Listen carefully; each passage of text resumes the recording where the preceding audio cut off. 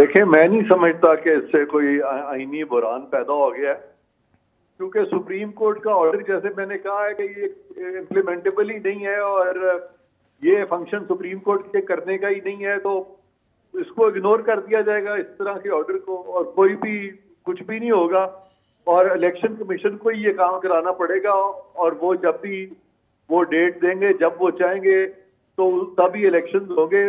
Supreme court के कहने से तो, 3 जज साहिबान के कहने से तो ये इलेक्शन जो है वो पाया तकमील को नहीं पहुंच सकते इस तरह से, क्योंकि वो तो इस वक्त काम करने चले हैं हुकूमत का भी, और वो काम करने चले हैं इलेक्शन कमीशन का भी। तो अपने घर में तो उनका एक बहुत बड़ा कॉन्फ्लिक्ट इस वक्त पैदा हो रहा है और आपस में भी वहां पे बहुत उनकी दरारें पड़ चुकी हैं।